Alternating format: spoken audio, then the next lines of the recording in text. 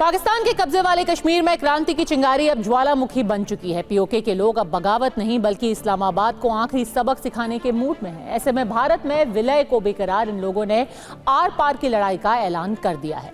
आप टेलीविजन पर मेरे बगल में आप तस्वीर देखेंगे, वो पीओके के रावलकोट से आई हुई तस्वीर है। ये देखिए तस्वीर, इस्लामाबाद और मुजफ्फराबाद में बैठी कठपुतली सरकारों के खिलाफ लोग अब सड़कों पर उतर चुके हैं। जिस कागज को ये लोग जला रहे हैं वो कोई मामूली कागज नहीं है, बल्कि इस्लामाबाद के इशारे पर पीओके में बैठी उसकी कठपुतली सरकार का वो काला कानून है जिसके जरिए आम लोगों से उनके विरोध प्रदर्शन का अधिकार ही छीन लिया गया है। ऐसा करने वालों के खिलाफ 7 साल जेल की सजा का कानून लागू कर दिया गया है। ऐसे में लोग इसे काला और क्रूर कानून करार दे रहे हैं। इसकी नाफरमानी में पाकिस्तानी हुकूमत के खिलाफ बागी नारे बुलंद कर रहे हैं। ये महज एक आदेश नहीं, ये दहशतगर्दी है, ऐसा नारे लग रहे थे वहां पीओके में। इन लोगों ने साफ कर दिया है कि वो इस मुगलिया कानून को किसी सूरत में नहीं मानेंगे। यानी कि पाकिस्तान के कब्जे वाले कश्मीर की गुलाम सरकार ने विरोध प्रदर्शन पर अंकुश के मकसद से कानून लागू किया, लेकिन इससे लोग पहले से कहीं ज्यादा आक्रोशित हो गए और विरोध प्रदर्शन पर प्रतिबंध के आदेश को खुलेआम जूतों से रौंदा गया है।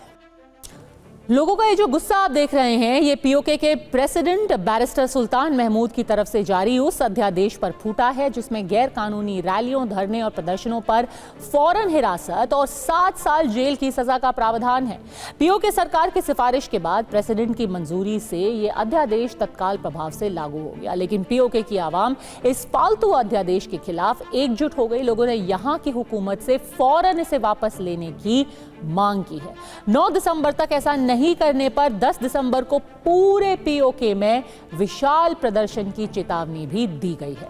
पाकिस्तान में गृह युद्ध की हालत है। पीओके ही नहीं, बलूचिस्तान से खैबर पख्तूनख्वा तक बागी मंजर है।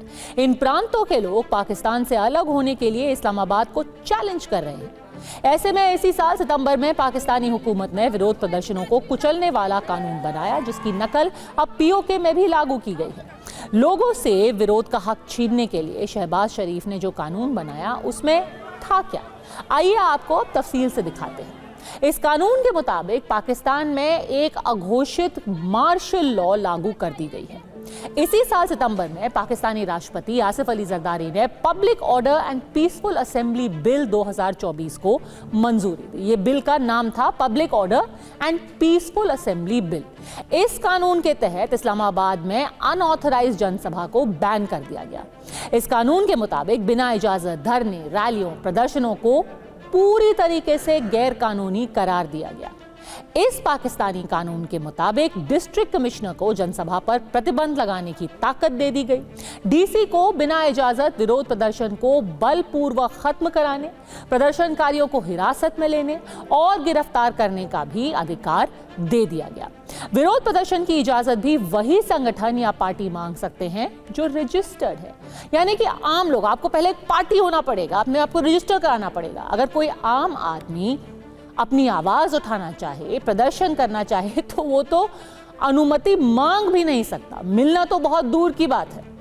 रजिस्टर्ड संगठनों से जुड़े लोगों को भी पहचान पत्र, मोबाइल नंबर, प्रदर्शन के मकसद, ये सारी जानकारी डीसी ऑफिस में कम से कम 7 दिन पहले देनी होगी। तब हो सकता है उन्हें इजाजत मिले, हो सकता है फिर भी ना मिले। इस कानून की अनदेखी करने वालों को 3 साल जेल की सजा देने और जुर्माना लगाने का भी प्रावधान है। लेकिन पीओके में इस्लामाबाद से भी सख्त कानून लागू कर दिया गया है। पाकिस्तान की राजधानी में बिना इजाजत विरोध प्रदर्शन पर 3 साल जेल की सजा का कानून है, लेकिन पीओके में ऐसा करने पर 7 साल कैद की सजा वाला कानून लागू किया गया है। इस्लामाबाद के इशारे पर पीओके की नकली सरकार ने ऐसा किया क्यों, इसे आप कुछ तस्वीरों के जरिए समझ सकते हैं। एक वीडियो जो हम आपको दिखा रहे हैं, ये वीडियो है इसी साल जनवरी का। उस वक्त पीओके के लोग पाकिस्तान की गुलामी से तंग आकर सड़कों पर निकल गए और खुल्लम खुल्ला उन्होंने बगावत का ऐलान कर दिया। पाकिस्तानी सरकार और सेना के जुल्म के खिलाफ न सिर्फ जमकर नारे लगाए गए, बल्कि पीओके के भारत में विलय की मांग अब सड़कों से की जाने लगी थी।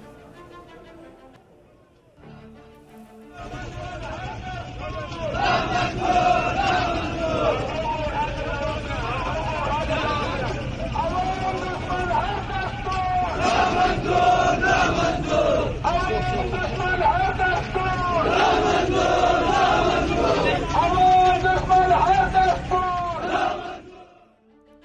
पीओके में हालात कैसे हो चले थे उसको आप बेहतर समझेंगे जब आप इसी साल मई का वीडियो देखें। रावलकोट और मुजफ्फराबाद में पीओके वालों ने ऐसी ही मांग की, पाकिस्तान से आज़ादी के नारे दिए गए, दुनिया के सामने भारत में विलय की इच्छा जताई गई। ऐसे एक दो वीडियो ही नहीं बल्कि पाकिस्तान के खिलाफ पीओके में बगावत और भारत पर भरोसे के कई सबूत हैं जिनसे पीओके के लोगों के मन की बात और दिली तमन्ना सामने आती है। इसकी वजह भी साफ है, पीओके के लोग पाकिस्तानी सेना और सरकार की गुंडागर्दी से आजिज आ चुके हैं। पर क्यों लगे ये आजादी के नारे? क्यों अब पीओके के लोग इस हद तक परेशान हो चुके हैं अपने देश की सरकार से, वहां की सेना से? कुछ ऐसी चीजें मैं वो आपको सुनवाती हूं जो पाकिस्तान की सरकार और सेना के सीने में कांटे जैसी चुभेंगी। करगिल का रास्ता खोलने की बात मतलब ये कहना कि अब हम भारत में जाना चाहते हैं, भारत का हिस्सा बनना चाहते हैं। वो इसलिए क्योंकि पाकिस्तान ऑक्युपाइड कश्मीर की 2 पीढ़ी पाकिस्तान के जुल्म और सितम को झेलते झेलते खत्म हो गई, लेकिन अब तीसरी पीढ़ी ने इससे आज़ादी का अंतिम संकल्प ले लिया है, जबकि इस्लामाबाद में बैठी सरकार और सेना है कि इसे किसी भी कीमत पर कुचलने का कुचक्र रच रही है। एक रिपोर्ट के मुताबिक इस साल अब तक पीओके के कम से कम 20 नौजवानों को पाकिस्तान की सेना गायब कर चुकी है। पीओके के लोग पानी, बिजली और सड़क जैसी बुनियादी सुविधाओं के लिए दशकों से तरस रहे हैं। इस इलाके में स्कूल कॉलेज की भारी किल्लत है। पाकिस्तानी हुकूमत जानबूझकर पीओके के नौजवानों को अनपढ़ रखती है ताकि वो उन्हें आतंकवाद के जाल में फंसा सके। पीओके में अस्पतालों का भी घोर संकट है। कुल मिलाकर यहाँ के लोग नर्क जैसी जिंदगी जी रहे हैं। सबसे बड़ी त्रासदी तो ये है कि जब लोग इन मांगों के लिए सड़कों पर उतरते हैं तो उन्हें पाकिस्तानी सेना की गोली खानी पड़ती है। सच ये है कि पाकिस्तान के कब्जे वाले कश्मीर और भारत के केंद्र शासित प्रदेश जम्मू कश्मीर में कोई तुलना है ही नहीं। पीओके में चौतरफा बदहाली है तो यहाँ कोने कोने में खुशहाली की बयार बह रही है। जम्मू कश्मीर से अनुच्छेद 370 और 35A के खात्मे के बाद माहौल पूरी तरीके से जम्मू कश्मीर में बदल चुका है। आतंकवाद को जड़ से मिटाने की मुहिम जारी है। कहा तो ये भी जाता है कि अनुच्छेद 370 के खात्मे के बाद जम्मू कश्मीर का सही मायने में भारत में विलय हुआ है। यही आज़ादी के नारे जो पाक प्रायोजित कुछ एजेंट जम्मू कश्मीर में लगवाते थे, अब वो पूरी तरीके से शांत हो चुके हैं। और अब वही लोग जो एक वक्त अलगाववाद की बात करते थे, इस बार जम्मू कश्मीर में उन्होंने इसी देश का चुनाव लड़ा। बस ये विलय तभी तक अधूरा है जब तक पीओके भी इसमें ना मिल जाए।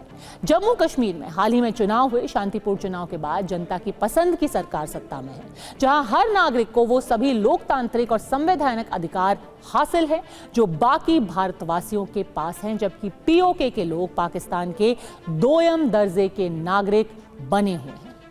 ऐसे में अब मैं आपको पीओके और जम्मू कश्मीर का वो फर्क भी दिखा देती हूं जिसे देखने के बाद पीओके वालों के भारत में विलय का अरमान 7वें आसमान पर पहुंच जाएगा। हमारे जम्मू कश्मीर में 4 एयरपोर्ट हैं तो पीओके में सिर्फ 2। जम्मू कश्मीर में 35 यूनिवर्सिटी हैं, पाकिस्तान ऑक्युपाइड कश्मीर में महज 6। जम्मू कश्मीर में 2812 अस्पताल हैं। फिर से गौर कीजिए, 2812 अस्पताल, तो पीओके में सिर्फ 23 अस्पताल हैं, शायद 10%। जम्मू कश्मीर और पीओके का सबसे बड़ा अंतर यह है कि इस पार टूरिज्म यानी कि पर्यटन का एक हब बन चुका है, तो उस पार पीओके है टेररिज्म यानी कि आतंकवाद का हब। जब भी आप कभी सुनेंगे कि कोई आतंकी हमले की कोशिश की गई, जब कोई सरहद पार आतंकी आया, तो वो किस कैंप में ट्रेन हुआ? पीओके के कैंप में। जम्मू कश्मीर G20 की मेजबानी कर चुका है। डल लेक के करीब फॉर्मूला 4 रेस हो चुकी है, जबकि पीओके में ऐसा सोचना भी असंभव है। पाकिस्तान ने क्रिकेट की चैंपियंस ट्रॉफी के टूर के लिए पीओके को चुना था। कोशिश की थी कि इसको पॉलिटिसाइज कर दिया जाए, लेकिन BCCI के कड़े तेवर देखकर PCB को यह प्लान भी रद्द करना पड़ा।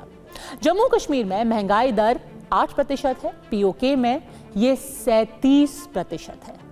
2022 और 23 के बजट में भारत सरकार ने जम्मू कश्मीर के लिए करीब 1,94,121 करोड़ रुपए का आवंटन किया, तो उसी साल पाकिस्तान के बजट में पीओके को कितने पैसे मिले?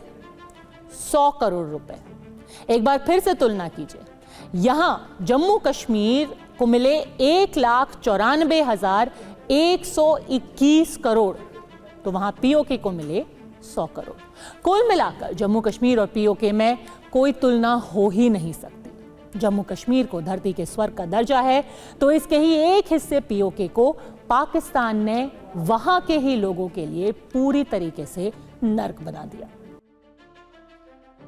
भारत का स्टैंड क्लियर है, पीओके भारत का ही हिस्सा है जो आज नहीं तो कल मिल जरूर जाएगा। इसके लिए कोई खास मशक्कत भी शायद नहीं करनी पड़ेगी, क्योंकि अब पीओके वाले खुद इसको हकीकत बनाएंगे। मुझे लगता है कि पीओके जो है भारत का अंग है। कहीं एक समय में किसी के कमजोरी के कारण, किसी की गलती के कारण हमारे यहाँ से टेम्परेली निकल गया। भारत के पब्लिक को विश्वास है कि अगर हमने ऐसे सरकार को चुना है जिसमें यह हिम्मत है 370 करने की, उसको रद्द करने की, तो उस सरकार में जरूर हिम्मत होगी। कुछ अधूरा रह गया है। जम्मू एंड कश्मीर के पीओके को आप भारत का हिस्सा नहीं मानते हो क्या? एग्रेसिव ना हो, जान दे देंगे इसके लिए। क्या बात कर रहे हो आप? एग्रेसिव होने की क्या बात कर रहे हो? जान दे देंगे इसके लिए। आज जम्मू कश्मीर जिस तरीके से विकास के रास्ते पर तेजी से आगे बढ़ रहा है, मैं दावे के साथ कहता हूं, मुझे लगता है, मैं कोई ज्योतिषी नहीं हूं, मुझे लगता है कि पाक अधिकृत कश्मीर में रहने वाले लोगों को भी अब लगता है पाकिस्तान हमारा विकास नहीं कर सकता है। विकास यदि कोई कर सकता है तो भारत ही कर सकता है, प्रधानमंत्री मोदी ही कर सकते हैं। और शायद पाक अधिकृत कश्मीर के रहने वाले लोग भी ये कहेंगे, हम अब भारत वाले कश्मीर के साथ जाना चाहते हैं, यानी भारत के साथ जाना चाहते हैं। वैसे पाक अधिकृत कश्मीर का जहां तक प्रश्न है, हम तो वो हमारा था हिस्सा, आज है, और कल भी पाक अधिकृत कश्मीर हमारा रहेगा। मेरे बहनों भाइयों, पाकिस्तान को भी ये पता है कि पीओके पर उसका कब्जा गलत है, अवैध है, अनैतिक है। उसने करीब 8 दशक तक यहाँ के लोगों को बरगला लिया, लेकिन अब पीओके की आवाम पाकिस्तान के झांसे में नहीं आने वाली। यही वजह है कि वहाँ विरोध प्रदर्शन पर प्रतिबंध लगाने वाले हथकंडे अपनाए जा रहे हैं। जो नया दौर है वहाँ पर, जो नई जनरेशन वो चाहती है कि उन्हें भी वही सुविधाएं दी जाए, वही नौकरियां दी जाए, वही अस्पताल दिए जाए जो वो रोज देखते हैं, कभी सोशल मीडिया पर, कहीं और, कि जम्मू कश्मीर के लोगों को मिल रहे हैं। अब वो अपनी आवाज बुलंद कर रहे हैं, वो अपना हक मान रहे हैं, और इसी आवाज को रोकने के लिए, दबाने के लिए क्रूर और काले कानून थोपे जा रहे हैं। इन सब के बीच शहबाज शरीफ संयुक्त राष्ट्र के मंच पर जाकर रुदाली कर चुके हैं कि भारत पीओके पर हमला करने वाला है, लेकिन उन्हें भी ये बात तो मालूम है कि इसके लिए भारत को किसी हमले की जरूरत नहीं, क्योंकि पीओके के लोग खुद ही इस्लामाबाद को सच का सामना कराने के लिए तैयार हैं, और वो भी बेहद जल्द। बांग्लादेश में अंतरिम सरकार ने 100 दिन पूरे कर लिए। 100 दिन होने पर बांग्लादेश सरकार के मुख्य सलाहकार मोहम्मद यूनुस ने आवाम को संबोधित किया। इस संबोधन में उन्होंने एक दावा किया। उनका दावा था कि शेख हसीना की सरकार के तख्ता पलट के बाद 100 दिन में बांग्लादेश एक नया बांग्लादेश बनने की दिशा में बढ़ा है। यानी उनके मुताबिक बांग्लादेश में सब कुछ बेहद अच्छा, बेहद सुंदर, कोई अराजकता नहीं है, कोई हिंसा नहीं है, कोई अत्याचार नहीं है, और ना ही किसी कट्टरपंथी का दबदबा है। अब जब सब कुछ इतना अच्छा है तो अल्पसंख्यक भी, जाहिर सी बात है, बेहद सुरक्षित है, हिंदुओं को कोई खतरा नहीं है। अब सवाल उठ रहा है कि मोहम्मद यूनुस के इन दावों में दम है कितना? क्या वो बांग्लादेश की सही और सच्ची तस्वीर दुनिया को दिखा रहे हैं? क्या वो सच में ये सोचते हैं कि आए दिन जो तस्वीर पूरी दुनिया के लोग देख रहे हैं, कैसे सड़कों पर राह चलते नारे लगाए जा रहे हैं कि हिंदुओं को पकड़ो, उनके मंदिर को तोड़ो, इस्कॉन पर बैन लगाओ, नहीं तो हम उनके खिलाफ खून खराबा करेंगे, क्या ये सब झूठ है, या फिर मोहम्मद यूनुस खुद एक स्टेट ऑफ डिनायल में है?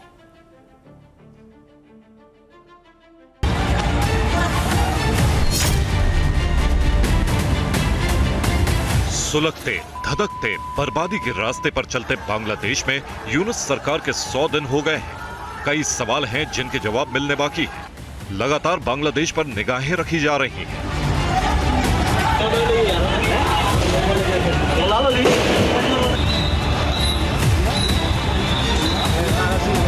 क्या बांग्लादेश एक तबाह मुल्क बनने जा रहा है? क्या 100 दिन में बांग्लादेश पूरी तरह बदल गया है? क्या बांग्लादेश की कमान पूरी तरह से कट्टरपंथियों के हाथ में चली गई है? क्या बांग्लादेश में अल्पसंख्यक पूरी तरह हाशिए पर चले जाएंगे? क्या बांग्लादेश नया पाकिस्तान बनने जा रहा है? अगर इन तमाम सवालों के जवाब बांग्लादेश सरकार के मुख्य सलाहकार मोहम्मद यूनुस से पूछे जाएं, तो अपने सेलेक्टिव चश्मे से वो बांग्लादेश को एक नया बांग्लादेश बनता देख रहे हैं, जहां हिंसा, अत्याचार की कोई जगह नहीं है। अल्पसंख्यक पूरी तरह सुरक्षित हैं। 100 दिन पूरे होने पर बांग्लादेश की जनता को संबोधित करते हुए मोहम्मद यूनुस ने जो कहा, पहले वो सुनिए, फिर उनके बयान के क्या मायने हैं उसका विश्लेषण करेंगे। मोहम्मद यूनुस ने कहा कि बांग्लादेश में हिंदुओं पर हुई हिंसा को बड़ा चढ़ाकर बताया जा रहा है। यह बांग्लादेश सरकार के खिलाफ प्रोपेगेंडा है। हालात ऐसे नहीं हैं जैसे बताए और दिखाए जा रहे हैं।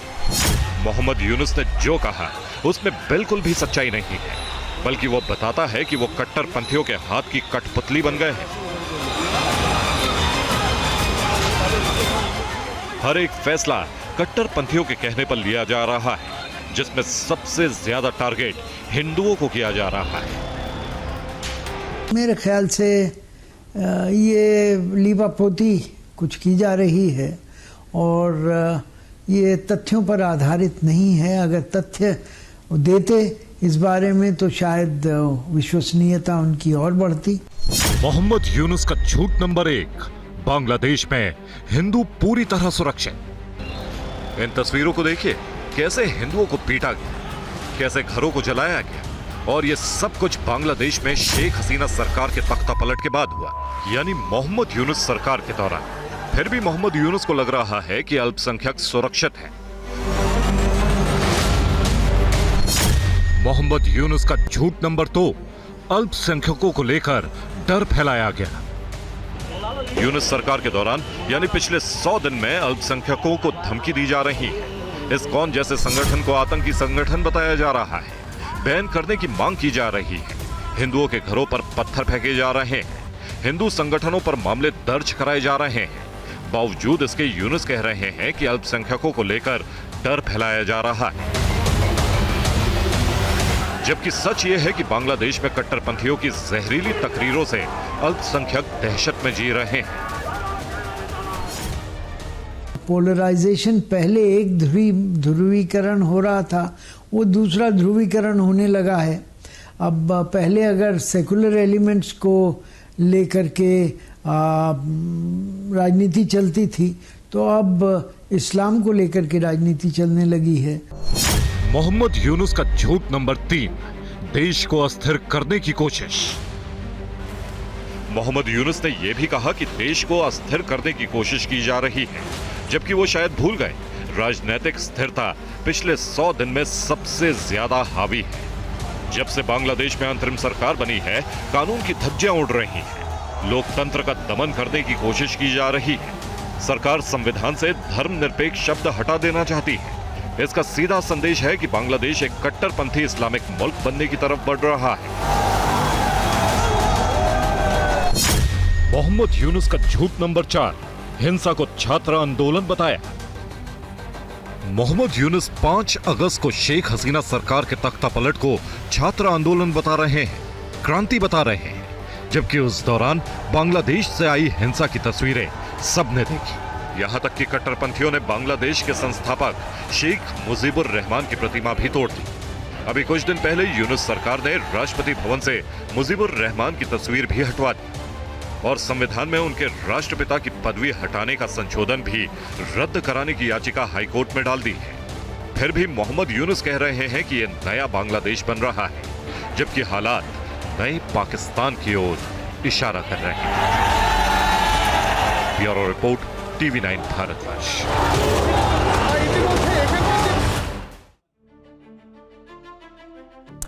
तो ये बात तो साफ है कि मोहम्मद यूनुस की कथनी और सच्चाई में बहुत फासला है। हालात जो उन्होंने बताया उससे एकदम उलट है। बांग्लादेश के लोगों को संबोधन के दौरान मोहम्मद यूनुस ने कई और बातें भी कही। उन्होंने कहा अल्पसंख्यकों से जुड़े हमले की हर घटना की जांच हो रही है, जबकि सच्चाई ये है कि हिंदुओं पर हमले से जुड़े कई लोगों के खिलाफ तो मामला भी दर्ज नहीं हुआ है। उन्होंने कहा मौजूदा सरकार हर संभव प्रयास कर रही है कि सिर्फ हिंदू ही नहीं बल्कि देश का हर नागरिक ऐसी हिंसा का शिकार ना हो।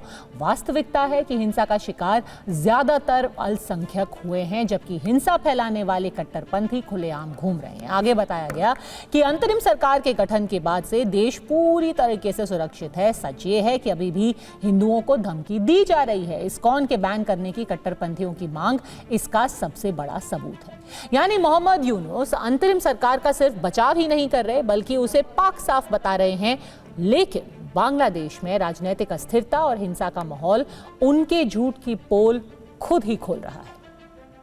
ये हिंदुओं को मारने की सबसे ताजा धमकी है, जबकि धमकियों का एक सिलसिला चल पड़ा है। जब से कट्टरपंथियों के हाथ में बांग्लादेश की कमान आई है, इस्कॉन पर बैन की मांग के बहाने गली गली में हिंदुओं का कत्लेआम करने के लिए कहा गया, जबकि मोहम्मद यूनुस कह रहे हैं बांग्लादेश में सब कुछ ठीक ठाक है।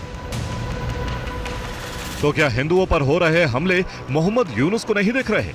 100 दिन में जलाए गए सैकड़ों घरों से निकलता धुआं मोहम्मद यूनुस को नहीं दिखा?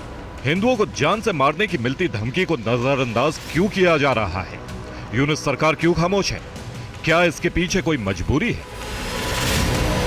अभी कुछ आंकड़े भी जान लीजिए जो बांग्लादेश में घट रहे हिंसक घटनाक्रम की तस्दीक कर रहे हैं।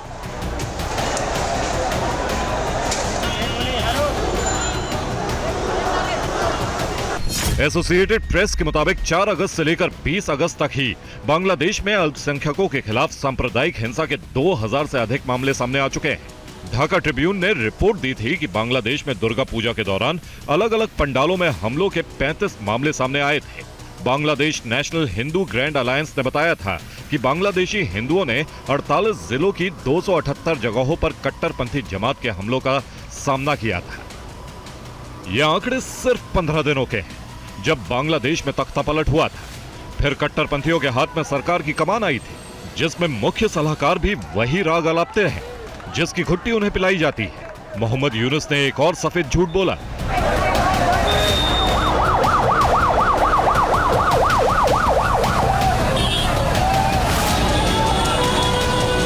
हमारे कार्यभार संभालने के ठीक 2 महीने बाद बांग्लादेश में करीब 32,000 पंडालों में दुर्गा पूजा मनाई गई।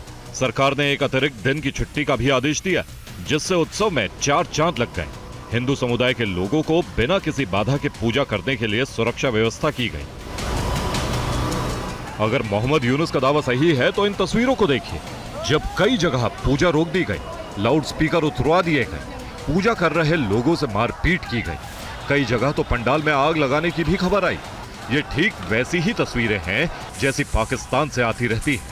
तो क्या ये समझा जाए बांग्लादेश अब नया पाकिस्तान बनने जा रहा है? पाकिस्तान हमेशा की तरह ये चाहेगा कि बांग्लादेश उसके साथ रहे और वो पाकिस्तान उसे अपने एक एडवांस बेस की तरह इस्तेमाल करे भारत के विरुद्ध। बांग्लादेश में 17 करोड़ आबादी में हिंदुओं की संख्या करीब 8% है, यानी करीब 1 करोड़ 30 लाख के आसपास हिंदू हैं, जो मौजूदा सरकार के दौर में सहमे हुए हैं, क्योंकि पिछले 100 दिन में हिंदुओं को टारगेट किया गया, हिंसा की गई। विरोध प्रदर्शन शेख हसीना सरकार के खिलाफ था, जो हिंदुओं के खिलाफ हिंसक हो उठा। फिर भी राष्ट्र के नाम संबोधन में सरकार के मुख्य सलाहकार कहते हैं बांग्लादेश में अल्पसंख्यक सुरक्षित हैं। सच क्या है, ये तस्वीरें खुद बोल रही हैं। Bureau report, TV9 Bharatvarsh. परवा देश की के इस हिस्से में अब बात करते हैं भारत की हाइपरसोनिक मिसाइल ताकत की, जिससे डीआरडीओ ने दुनिया को हैरान किया है। दरअसल हाल ही डीआरडीओ ने हाइपरसोनिक मिसाइल का सफल परीक्षण किया। ऐसा कर भारत ने इतिहास रच दिया है। भारत ऐसा करने वाला दुनिया का चौथा देश बन चुका है। अब भारत के पड़ोसी दुश्मन देशों की सांसें अटकी हैं। चीन और पाकिस्तान परेशान है। शी जिनपिंग को अपने विस्तारवादी मंसूबों को ध्वस्त होने का डर है। वहीं इस्लामाबाद में भी बैठकों का दौर जारी है। सवाल है कि भारत की हाइपरसोनिक शक्ति से आयरन ब्रदर्स में इतनी खलबली क्यों?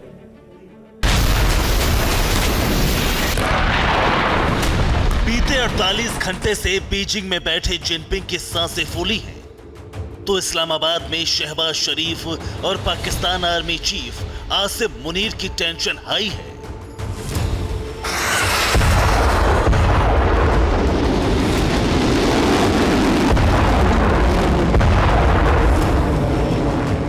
भारत के दोनों दुश्मन देशों में खलबली मची है और इसकी वजह है हाल ही में आई दो बड़ी खबर, जिसने चीन और पाकिस्तान दोनों में खौफ भर दिया है।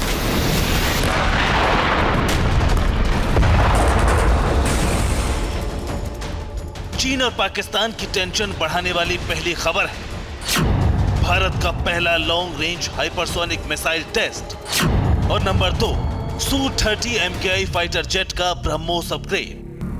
3, 2, 1, now। ये तस्वीरें नए भारत की बढ़ती शक्ति का प्रतीक है। इस बात की गवाह है कि मिलिट्री पावर के क्षेत्र में भारत कैसे अपनी ताकत बढ़ा रहा है।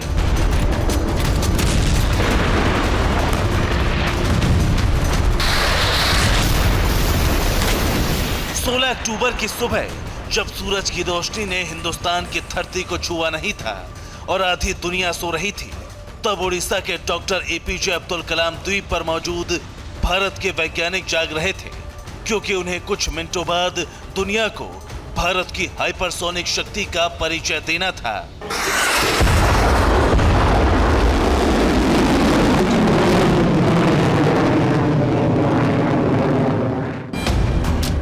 अक्टूबर की सुबह डीआरडीओ ने long range hypersonic missile test किया। ये भारत का पहला long range hypersonic missile test है।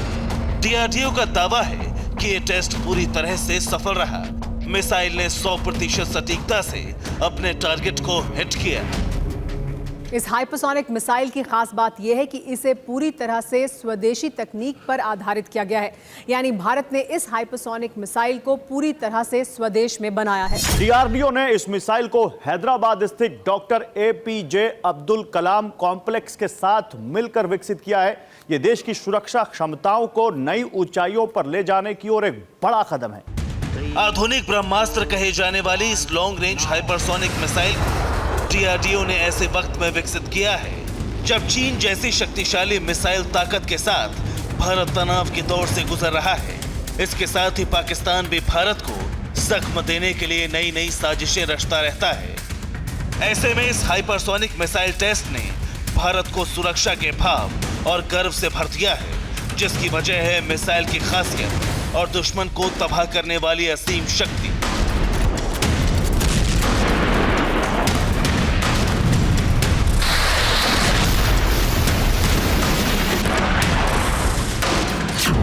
भारत की हाइपरसोनिक मिसाइल की लंबाई लगभग 45 फीट है, वहीं इसका वजन 20 टन है। इसकी रेंज 1500 किलोमीटर है। इसकी रफ्तार 6100 से 11000 किलोमीटर प्रति घंटे तक हो सकती है। डीआरडीओ इस मिसाइल को जमीन और समंदर दोनों से दागने के लिए तैयार कर रहा है।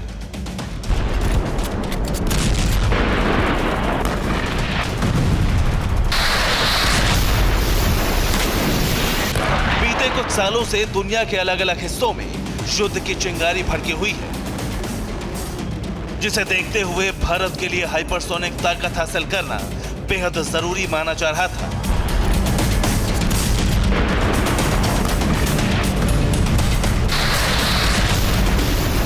इस लॉन्ग रेंज हाइपरसोनिक मिसाइल से भारत एक साथ 3 मिशन को अंजाम दे सकता है। नंबर 1, भारत इसे अपने तटों की सुरक्षा के लिए तैनात कर सकता है। नंबर 2, ये एंटी शिप मिसाइल है। ऐसे में इससे दुश्मन के जहाजों को तबाह किया जा सकता है। नंबर 3, जरूरत पड़ने पर इससे दुश्मन देशों के शहरों को भी दहलाया जा सकता है। यही वजह है कि लद्दाख और हिंद महासागर में विस्तारवादी सोच लेकर बैठा चीन इस टेस्ट के बाद चिंता में डूबा है। वहीं पाकिस्तान की खिकी बंधी है। जरा सुनिए कैसे पाकिस्तान की आवाम भारत की कामयाबी पर तारीफों के पुल बांध रही है, वहीं जिन्ना लैंड की नाकारा सरकार को कोस रही है।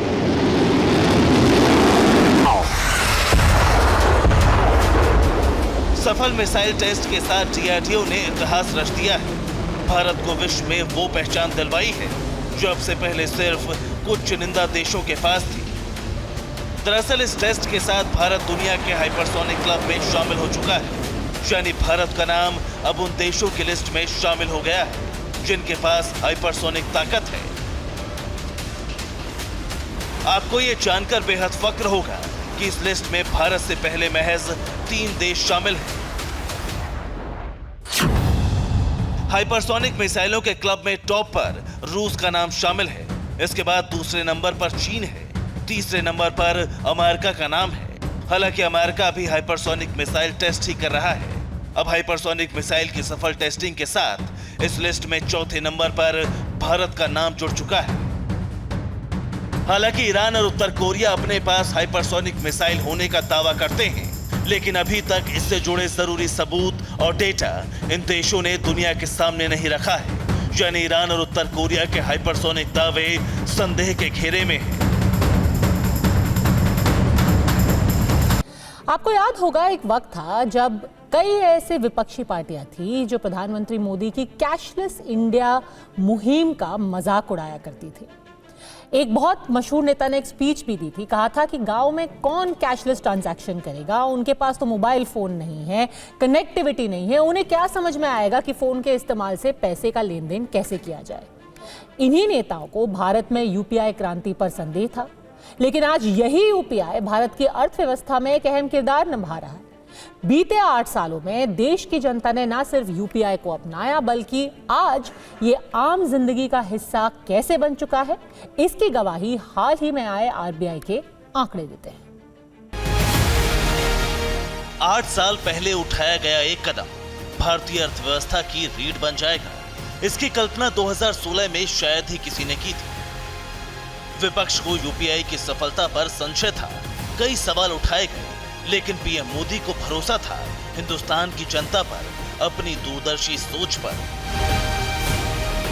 हाल ही में आई RBI के रिपोर्ट के मुताबिक भारत ने ऑनलाइन लेन देन के पिछले सारे रिकॉर्ड तोड़ दिए हैं।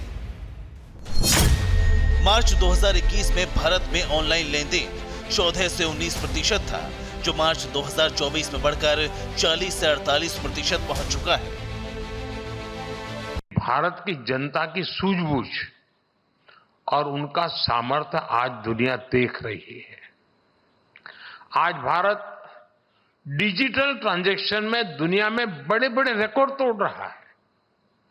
आज भारत के UPI की वजह से आधुनिक डिजिटल पब्लिक इंफ्रास्ट्रक्चर की वजह से लोगों की ईज ऑफ लिविंग बढ़ी है। लोगों के लिए एक स्थान से दूसरे स्थान पैसे भेजना आसान हुआ है। ऑनलाइन ट्रांजैक्शन में हुई इस बढ़ोतरी में सबसे बड़ा रोल UPI का है। UPI की सफलता का अंदाजा सिर्फ बीते 1 साल में हुई ट्रांजैक्शन के आंकड़ों से लगाया जा सकता है। RBI की रिपोर्ट के मुताबिक 2023 में जनवरी से जून तक जहां देश में 51.9 अरब रुपए का UPI लेन देन हुआ था, वहीं 2024 की पहली छमाही में ये 52% बढ़कर 78.97 अरब तक पहुंच चुका है। National payment corporation of India की रिपोर्ट के मुताबिक सिर्फ सितंबर महीने में भारत में 20.64 लाख करोड़ का UPI लेन देन हुआ है। वहीं भारत में रोजाना UPI लेन देन औसतन 501 मिलियन तक जा पहुंचा है। यूरोपियन यूनियन की पॉपुलेशन के बराबर ही हर रोज भारत में UPI से डिजिटल ट्रांजैक्शन होता है। भारत की UPI ट्रांजैक्शन तकनीक को देखकर दुनिया हैरान है। बीते साल आई ये तस्वीरें भारत में डिजिटल क्रांति की कामयाबी का वैश्विक कबूलनामा था।